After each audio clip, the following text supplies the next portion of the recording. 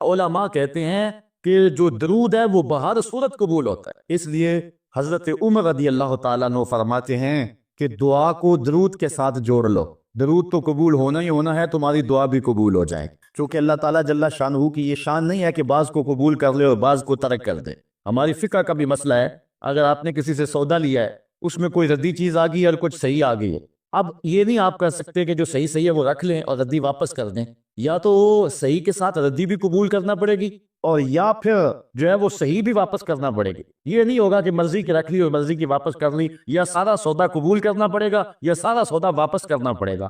تو اللہ تعالیٰ جل شانہ کے حضور جب درود کے ساتھ دعا مانگی جائے تو پھر اللہ تعالیٰ جل شانہ اس دعا کو چھانٹ کے الگ نہیں کرتا کہ میں نے یہ نہیں قبول کرنی، درود کے ساتھ جو مانگی ہوئی دعا ہے اللہ وہ بھی مستجاب فرما لیتا ہے، وہ بھی قبول فرما لیتا ہے۔ درود پاک وہ بابرکت عمل ہے کہ جو اہل ایمان کو تعلیم دیا گیا۔ علماء نے لکھا کہ زندگی میں ایک مرتبہ درود شریف پڑھنا فرض ہے، اور جب حضور علیہ السلام کا نام لیا جائے اس وقت درود پڑھنا واجب ہے۔ اس کے علاوہ بھی وجوب کے اور بہت سارے مقامات علماء نے بیان کیے، اور نمایاں 40 مقامات علماء نے بیان کیے جہاں درود شریف پڑھنا مستحب ہے، لیکن بعض مقامات پہ درود شریف پڑھنا مکروہ بھی ہے، جس طرح باتھ روم اور اس قبیل کے اور مقامات اور جگہیں اور جو ہے وہ احوال ایسے ہیں جہاں درود شریف نہیں پڑھا جائے گا۔ باقی درود شریف وہ بابرکت وظیفہ ہے، وہ مقبول بارگاہ عمل ہے کہ جس کو جتنی بار مرضی پڑھو، ایک تو طبیعت میں اکتاہٹ نہیں ہوتی، انسان تھکتا نہیں،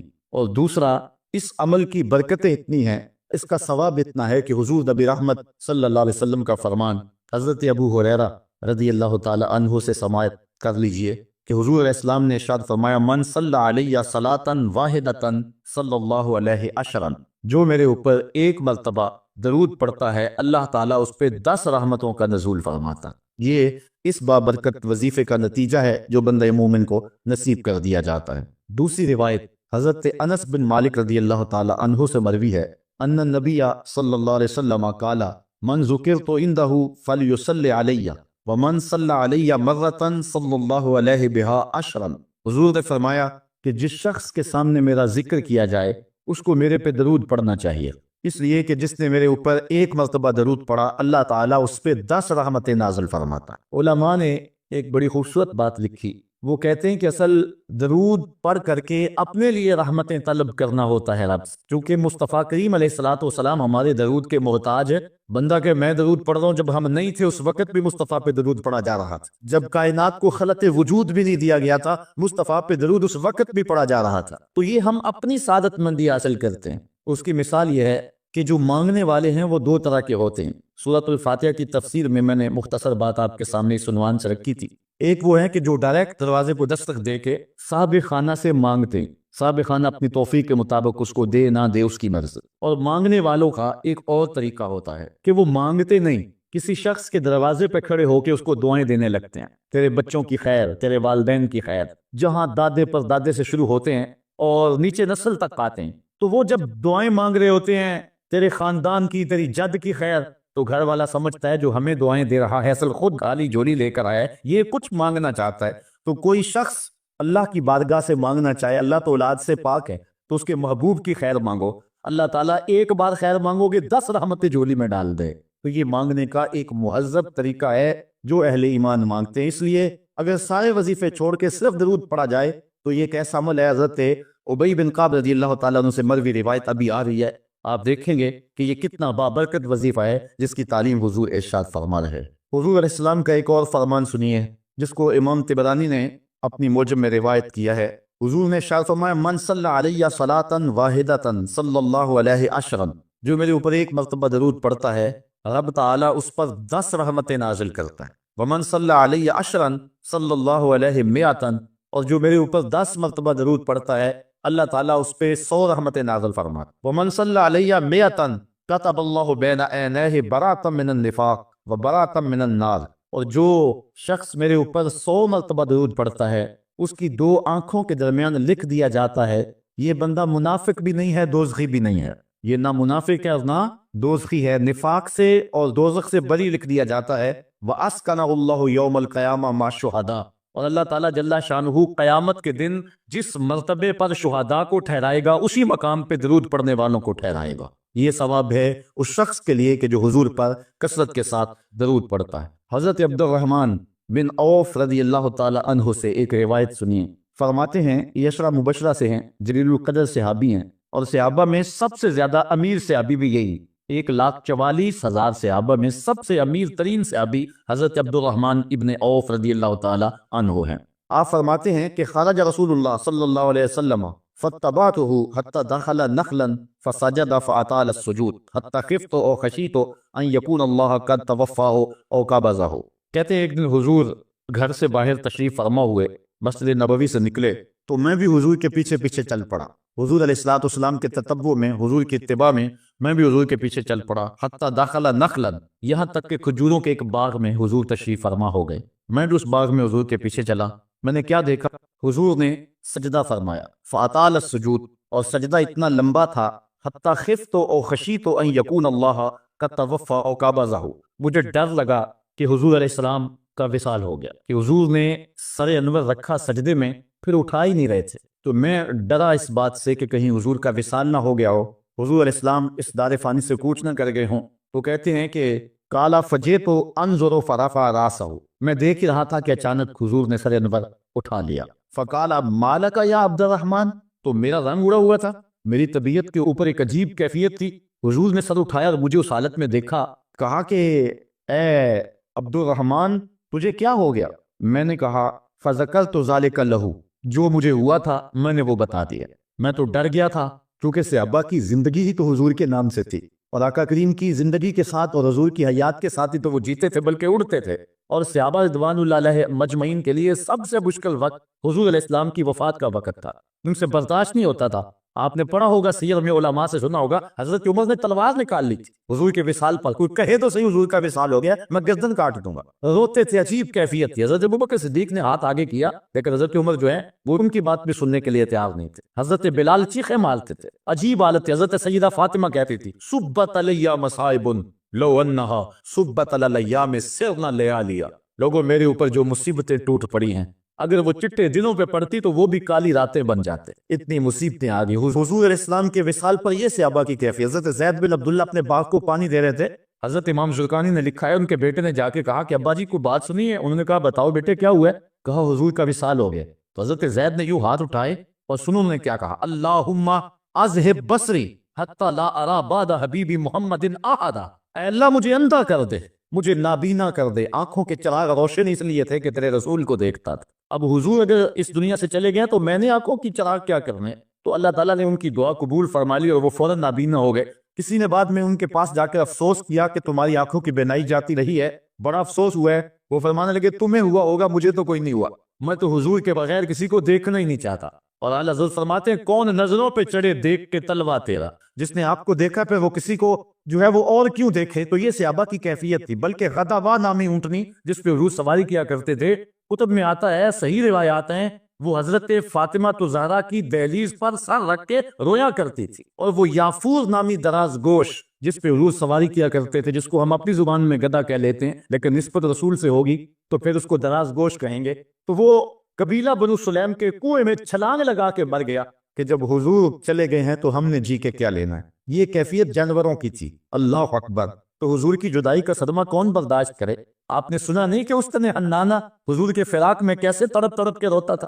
صحاح میں روایت ہے، لگتا تھا جس طرح پھٹ جائے گا، اور آقا کریم ممبر سے نیچے اترے اور آقا نے اس کو دونوں ہاتھوں میں لیا، پھر تسلی دی، اور ایسے لگا جس طرح کہ بچھڑا ہوا بچہ ماں کی گود میں آ جائے تو اس کی گھیگی بن جاتی ہے، یہ کیفیت ہوئی۔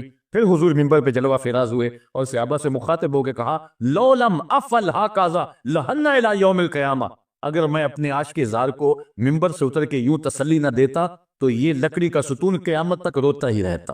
اللہ اکبر، یہ ہے حضور کے پیار کی کیفیت۔ ان کے لیے مشکل مرحلہ تھا، تو حضرت عبد الرحمن ابن عوف رضی اللہ تعالیٰ عنہ کہتے ہیں میں نے جو میرے پہ بیتی تھی نا، جو میری حالت ہوئی تھی، میں نے صاف صاف عرض کی حضور میں تو بہت پریشان ہوا تھا۔ تو حضور نے فرمایا فقالا ان جبرائیل علیہ السلام قال لی، سنو کہ جبریل امین میرے پاس آئے اور انہوں نے مجھے آ کے کہا الا ابشرک ان اللہ عز وجل یقول، کہ حضور میں آپ کو بشارت نہ دوں کہ رب کیا کہتا ہے؟ وہ یہ کہتا ہے من صلی علیک صلیت علیہ ومن سلم علیک سلمت علیہ۔ ذرا دیکھیے لفظ، حضور فرماتے ہیں میں کیوں سجدے میں گیا تھا؟ سنو اے عبد الرحمن ابن عوف، واقعہ کیا ہوا، میں اتنا لمبا سجدہ کیوں کیا؟ کہا میرے پاس جبریل آئے اور جبریل نے مجھے رب کا سندیسہ دیا، پیغام دیا کہ محبوب آپ کا رب کہتا ہے کہ آپ کا جو امتی آپ پہ درود پڑے گا میں رب ہو کے اس پہ درود پڑوں گا، اور جو آپ کا امتی آپ کو سلام کہے گا میں رب ہو کے اس کو سلام کروں گا۔ تو حضور فرماتے ہیں فسجدت للہ شکرا، تو پھر میں سجدہ نہ کرتا، پھر میں شکر کا سجدہ نہ کرتا اور میرا سجدہ لمبا نہ ہوتا کہ اتنا کرم ہوا کہ میرا اگر غلام مجھ پہ درود بھیجے تو رب اس پہ درود بھیجتا ہے۔ اللہ اکبر، یہ کرم نوازیاں اس شخص پر کہ جو حضور نبی رحمت صلی اللہ علیہ وسلم پر درود بھیجتا ہے۔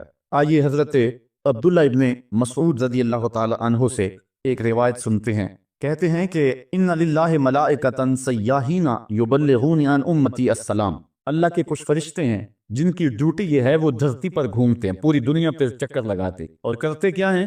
جہاں جہاں بھی کوئی شخص میرے اوپر سلام بھیجے تو وہ اس امتی کا سلام میرے تک پہنچاتے ہیں کہ حضور آپ کے فلاں امتی نے آپ تک جو ہے وہ سلام بھیجا ہے۔ اور دوسری روایت حضرت حسن رضی اللہ تعالیٰ عنہ اپنے باپ حضرت علی المرتضیٰ سے روایت کرتے ہیں کہ حضور علیہ السلام نے ارشاد فرمایا حیث ما کنتم فصلوا علیہ فإن صلاتکم تبلغنی، فرمایا علی جہاں بھی رہو میرے اوپر سلام پڑھا کرو، تمہارا سلام مجھے پہنچتا ہے، جہاں بھی رہو میرے اوپر سلام پڑھنے کو عمل کو نہ چھوڑنا۔ قیامت کے دن حضور علیہ السلام کی سب سے زیادہ قربت کس شخص کو نصیب ہوگی؟ تو وہ روایت ہے حضرت عبداللہ ابن مسعود رضی اللہ تعالی عنہ سے کہ حضور نے فرمایا ان اول الناس بی یوم القیامہ اکثرہم علیہ صلاۃ، قیامت کے دن میرا سب سے زیادہ قریبی شخص وہ ہوگا کہ جو میرے اوپر کثرت کے ساتھ درود پڑھا کرتا ہے۔ حضرت ابی بن کعب رضی اللہ تعالیٰ عنہ کی وہی روایت جو میں نے جس کا اشارہ دیا، روایت کرتے ہیں کان رسول اللہ صلی اللہ علیہ وسلم اذا ذهب ربع اللیل قام فقال یا ایھا الناس اذکروا اللہ جاءت الراجفہ تتبع الرادفہ جاء الموت بما فیہ جاء الموت بما فیہ۔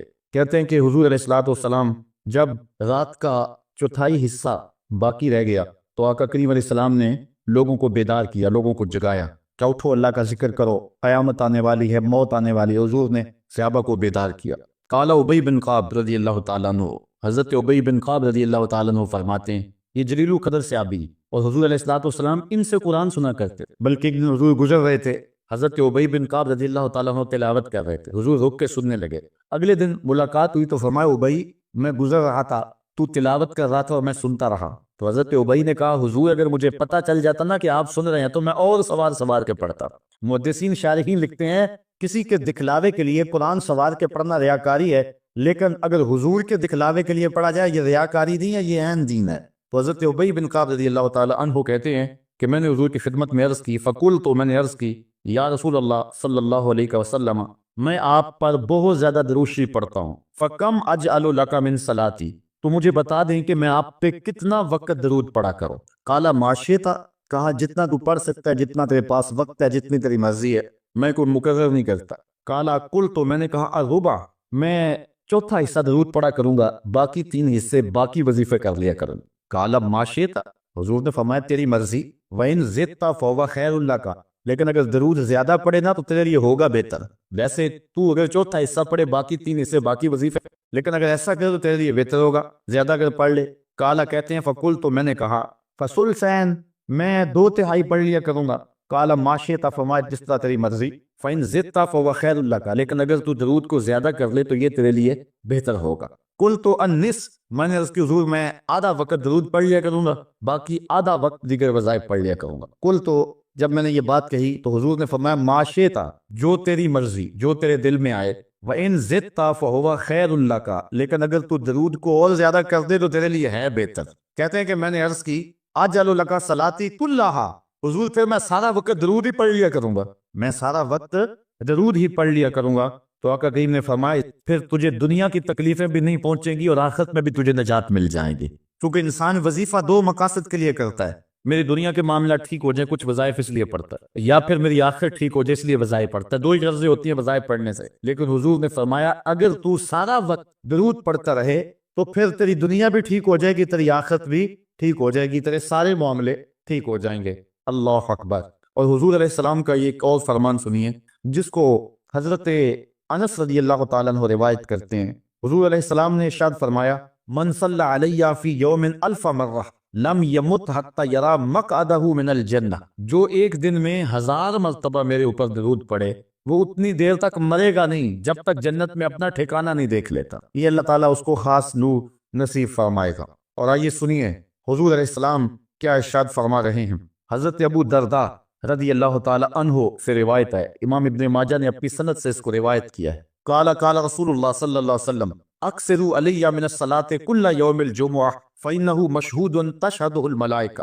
حضور نے فرمایا کہ ہر جمعے کے دن میرے اوپر کثرت کے ساتھ درود پڑا کرو، کیونکہ یہ یوم مشہود ہے، اس دن فرشتے حاضر ہوتے ہیں، تو جمعے کے دن کثرت کے ساتھ باقی دنوں کی نسبت میرے اوپر درود پڑا کرو۔ تو وَإِنَّ أَحَدًا لَن يُصَلِّيَ عَلَيَّ إِلَّا أُرِدَتْ عَلَيَّ صَلَاتُهُ حَتَّى يَفْرُغَ مِنْهَا، اس لیے کہ تم میں سے جو کوئی میرے اوپر درود پڑتا ہے جب تک فارغ نہیں ہو جاتا اس کا درود جو ہے وہ میرے اوپر پہنچا دیا جاتا ہے۔ کالا، تو حضرت ابو درداء کہتے ہیں قل، تو میں نے کہا وبعد الموت، حضور جب آپ اس دنیا سے چلے جائیں تو کیا اس کے بعد بھی یہ وظیفہ اور یہ عمل جاری رکھیں؟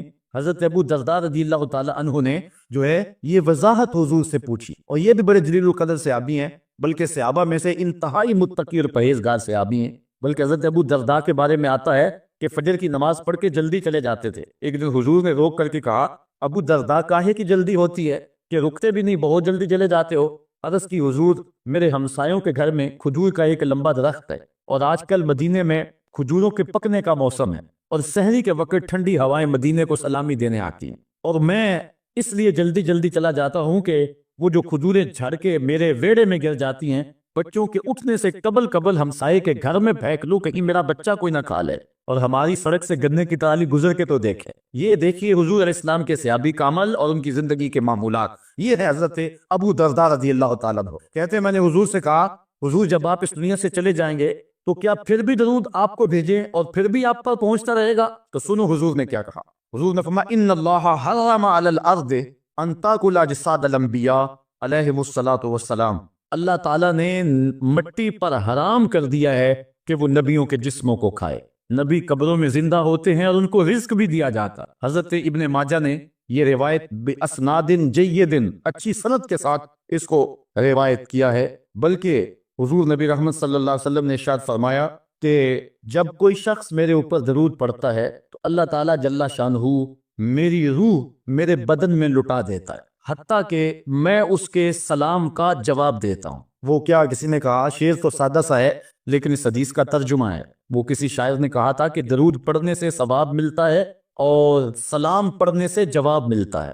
اگر کوئی شخص حضور کی بارگاہ میں سلام پیش کرے تو اس کا جواب ملتا ہے، اور اہل حق حضور علیہ الصلوۃ والسلام کی بارگاہ میں اس سلام کو محسوس کرتے ہیں۔ حضرت امام مالک نے یہ بات کہی کہ اگر کوئی شخص حضور کے روضے پہ جائے، باقی ائمہ کہتے ہیں کہ وہ کہے کہ میں حضور کے روضے کی زیارت کر کے آیا ہوں، لیکن امام مالک کہتے ہیں کہ یہ نہ کہے میں حضور کے روضے کی زیارت کر کے آیا ہوں، بلکہ یہ کہے میں حضور کی زیارت کر کے آیا ہوں، تو کہ حضور علیہ الصلوۃ والسلام کو جس نے حضور کے روضے کو دیکھا، حضور نے فرمایا وہ ایسے ہی ہے جس نے میری زندگی میں اس نے مجھے دیکھا۔ حضرت شیخ سید احمد کبیر الرفاعی رحمت اللہ تعالی علیہ بہت بڑے بزرگ گزرے، ساری زندگی حضور پر کثرت کے ساتھ درود پڑا، اور حضور علیہ السلام کی طرف سے جو باطن میں جواب آتا رہا اس کو موصول کرتے رہے۔ اللہ تعالیٰ جل شانہ نے توفیق دی، پھر دیار نور میں حاضر ہوئے۔ 555 ہجری کا یہ واقعہ ہے۔ اس کو تمام مکاتب فکر کے لوگوں نے سوائے ایک مکتبہ فکر کے اپنی کتابوں میں لکھا ہے۔ تبلیغی جماعت والوں نے اپنے شیخ الحدیث زکریا سہارنپوری نے کتاب الحج میں لکھا ہے،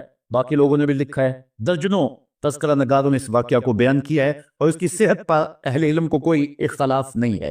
555 ہجری کی بات ہے کہ وہ حضور کے روضے پہ بنفس نفیس حاضر ہوئے، اور حاضر ہو کے انہوں نے جو حضور کی بارگاہ میں عرض کی، چونکہ سید تھے، حضور کی اولاد تھی، کہا کہ حضور ساری زندگی میری روح سلام لے کے آپ کی خدمت میں حاضر ہوتی اور آپ کا روحانی جواب وصول کرتی۔ آج آپ کا بیٹا بنفس نفیس خود حاضر ہو گیا، آج میں روحانی جواب نہیں لوں گا، اور حضور کے روضے کے سامنے کھڑے ہو گئے اور ادب سے سلام پیش کی۔ پھر کیا ہوا، 70,000 لوگ مسجد نبوی میں موجود تھے جنہوں نے دیکھا حضور نے دست انور روضہ انور سے باہر نکال دیا، اور حضرت شیخ سید رفاعی رحمت اللہ تعالی علیہ نے حضور کے دست کرم کا بوسہ لیا۔ حضرت غوث اعظم شیخ عبد القادر جیلانی علیہ رحمہ فرماتے ہیں اتفاق سے اس دن میں بھی موجود تھا، اور کہتے ہیں کہ حضرت امام رفاعی کے صدقے سے حضور کے دست اقدس کی زیارت میں نے بھی کر لی۔ اللہ اکبر۔ یہ حضور علیہ الصلوۃ والسلام کا شفقت فرمانا ہے ان لوگوں پر جو حضور علیہ السلام پر کثرت کے ساتھ درود پڑھتے ہیں۔ جن لوگوں نے حضور علیہ السلام کے اوپر درود پڑھنا معمول بنایا ہے، یہ موضوع اپنے دامن میں بڑی وسعت رکھتا ہے، ان پر بڑے بڑے کرم ہوئے۔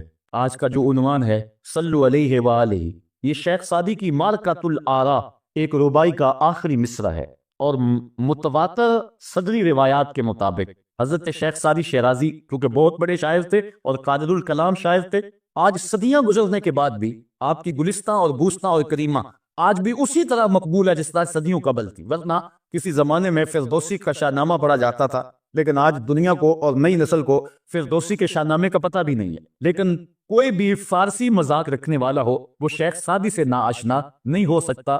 ان کو جو مقبولیت تامہ ملی ہے، ایسے قادر الکلام شاعر کہ جس عنوان پر بھی آتے حد کرتے چلے جاتے۔ حضرت شیخ سعدی شیرازی اگر حضور کی مدح میں قلب اٹھاتے ہیں تو ان کا اسلوب بڑا خوبصورت ہے۔ کریم السجایا جمیل الشیم نبی البرایا شفیع الامم، زباں تا بود دردہاں جائے گیر ثنائے محمد بود دل پذیر، حبیب خدا اشرف انبیاء۔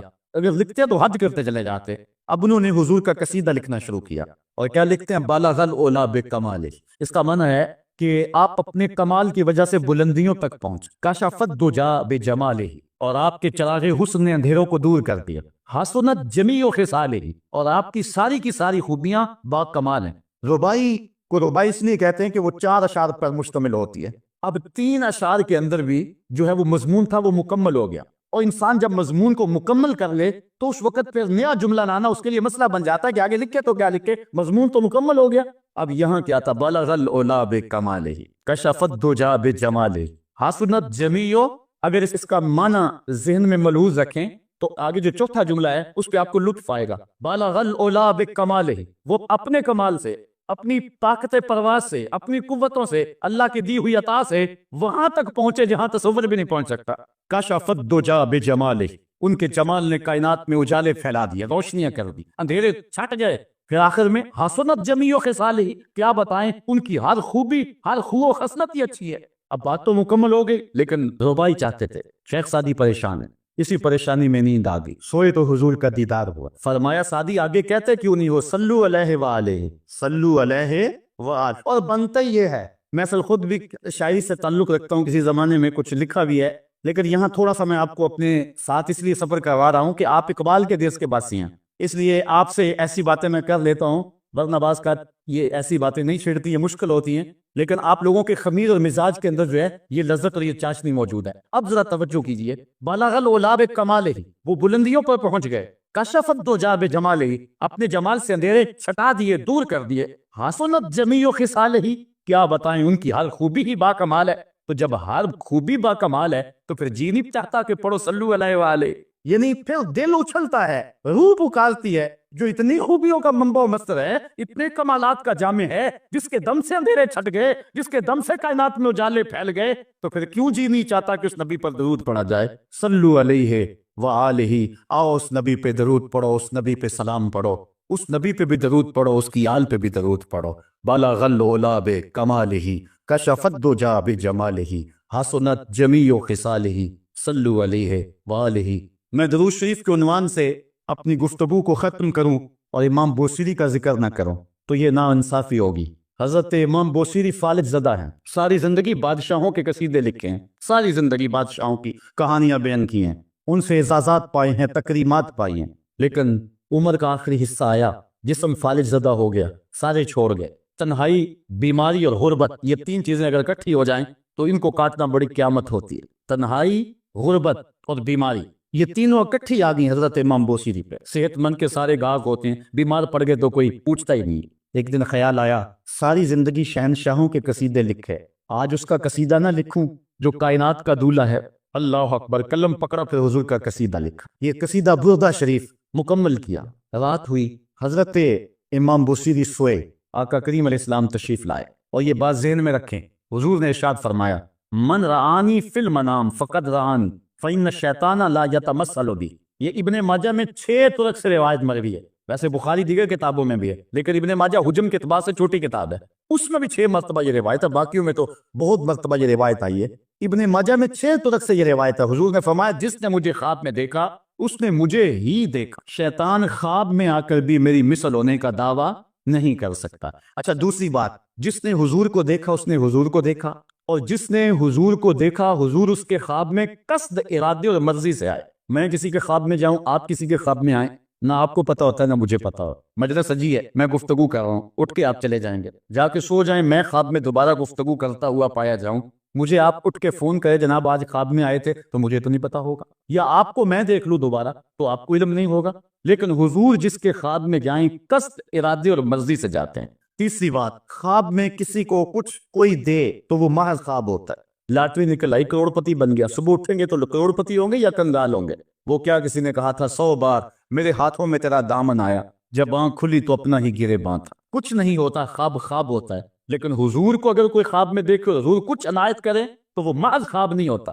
حضرت شاہ ولی اللہ محدث دہلوی فرماتے ہیں میرے والد شاہ عبد الرحیم نے خواب میں انہوں نے حضور کو دیکھا تو آقا کریم علیہ السلام نے اپنے 2 منہ مبارک ان کو عطا کی۔ کہتے ہیں جب اٹھے تو دیکھا کہ منہ مبارک نہیں تھے، تو پھر ان کی کیفیت وہی ہو گئی اور پھر حضور خواب میں ملے، فرمایا کہ ہم نے تیرے سرہانے کے نیچے رکھ دیے۔ تو کہتے ہیں کہ وہ 2 بال حضرت شاہ ولی اللہ محدث دہلوی فرماتے ہیں ان کی علامت یہ تھی کہ وہ صندوق میں ہم رکھتے تھے، جب اس کو دھوپ میں لے کر نکلتے بدلی سایہ کیا کرتے تھے، اور فرماتے ہیں کہ جب وراثت تقسیم ہوئی تو ایک بال میرے حصے میں آیا، حضور کا منہ انور، حضور کا منہ مبارک۔ تو جس نے حضور کو خواب میں دیکھا حضور کو ہی دیکھا، حضور قصد سے آئے، جو دیا حقیقت میں دیا۔ اور چوتھی بات، وہ بخاری کی روایت ہے، حضور فرمایا من رآنی فی المنام فسیرانی فی الیقظہ، جس نے مجھے خواب میں دیکھا نہ قریب جاگتے بھی دیکھ لے گا۔ شارحین لکھتے ہیں ساری زندگی نہ دیکھ سکا، جب روح نکل رہی ہوگی رخ محبوب سامنے ہوگا، اور اگر اس وقت حضور کا دیدار ہو جائے تو چاہیے بھی کیا، سوکھا نکلے سا ظہوری جو ویخ لواں مک تیرا، اگر اس وقت حضور کا دیدار ہو جائے تو اور کیا چاہیے۔ تو حضرت امام بوصیری کہتے ہیں کہ میں سویا مقدر جاگا، حضور تشریف لائے، فرمایا بوصیری جو قصیدہ لکھا ہے وہ سناؤ تو صحیح، تو انہوں نے وہ مشہور قصیدہ مولا یصلی وسلم دائماً ابدا، وہ قصیدہ حضور کی خدمت میں پیش کیا، تو آقا کریم علیہ السلام نے اپنا دست شفا ان کے بدن پہ پھیرا، اور حضور نے اپنی چادر اتار کر کے حضرت امام بوصیری کو دے دی۔ بردہ عربی میں کہتے ہیں جو ہے وہ چادر کو، اسی لیے اس قصیدے کو قصیدہ بردہ کہتے ہیں، وہ قصیدہ جس کی جزا میں چادر عنایت ہوئی تھی۔ حضرت امام بوصیری جب اٹھے تو بالکل ٹھیک تھے، چادر اوڑی اور مسجد میں نماز پڑھنے کے لیے جا رہے ہیں، راستے میں ایک درویش کھڑا تھا، کہا بوصیری رات والا قصیدہ تو سناؤ جو تم نے لکھا ہے۔ حضرت بوصیری کہتے ہیں میں نے لکھا تھا اور کسی کو پتا نہیں تھا، میں نے کہا کون سا قصیدہ؟ کہنے لگے بھولے نہ بنو جو حضور کو سنایا تھا۔ کہنے لگے کہ میں نے کہا کہ تجھے کیسے پتا ہے؟ کہا بتاؤں یہ چادر کون سی ہے؟ اللہ اکبر! تو امام بوصیری رحمت اللہ تعالی علیہ نے حضور علیہ السلام پر یہ درود لکھا مولا یصلی وسلم دائماً ابدا، اور یہ جزا پائی۔ حضرت سید محمد بن سلیمان رحمت اللہ تعالی علیہ ایک بزرگ گزرے ہیں، یہ 708 ہجری میں پیدا ہوئے تھے۔ کہتے ہیں کہ میں ایک دن کسی بستی سے گزر رہا تھا اور وہاں ایک کنواں تھا، اس کا پانی تھوڑا سا نیچے تھا اور میرے پاس کوئی چیز نہیں تھی جس سے میں ڈول ڈال کر کے وہ پانی نکال سکوں، میں متحیر کھڑا تھا، ساتھ ہی ایک شکستہ سا کچا سا مکان تھا، اس مکان کے اوپر ایک چھوٹی عمر کی لڑکی کھڑی تھی۔ مجھے کہنے لگی کہ آپ پریشان ہیں؟ میں نے کہا ہاں بیٹے، مجھے پریشانی یہ ہے کہ میں نے وضو کرنا اور نماز پڑھنی ہے اور وقت جا رہا ہے اور یہ پانی بہت نیچے ہے، اگر تم کچھ میری مدد کر سکتی ہو تو ضرور کرو۔ وہ چھت سے نیچے آئی اور اس نے آ کے اپنا لعاب اس کنویں میں پھینکا۔ حضرت شیخ سید محمد بن سلیمان فرماتے ہیں کہ میں نے دیکھا کہ یکا یک کنویں کا پانی اچھل کے کناروں تک آ گیا اور بہنے لگا۔ میں نے جلدی سے وضو کیا اور پھر میں نے اس لڑکی کو کہا میں تجھے اللہ کا واسطہ دیتا ہوں، تو مجھے بتا کہ تیرے پاس ہے کیا کہ تیرے لب کے ڈالنے سے یہ پانی چل کے اوپر آ گیا؟ تو اس لڑکی نے مجھے کہا کہ یہ جو مرتبہ مجھے ملا ہے بکثرت الصلاۃ علی من کان اذا مشى فی البر تعلقت الوحوش باذیالہ، یہ مرتبہ میں اس پر درود پڑھ کے حاصل کیا ہے جب وہ جنگل سے گزرتے تھے تو جو جانور تھے قدموں سے لپٹ جاتے تھے، میں ان پر درود پڑھنے کی برکت سے جو ہے وہ یہ مرتبہ حاصل کیا ہے۔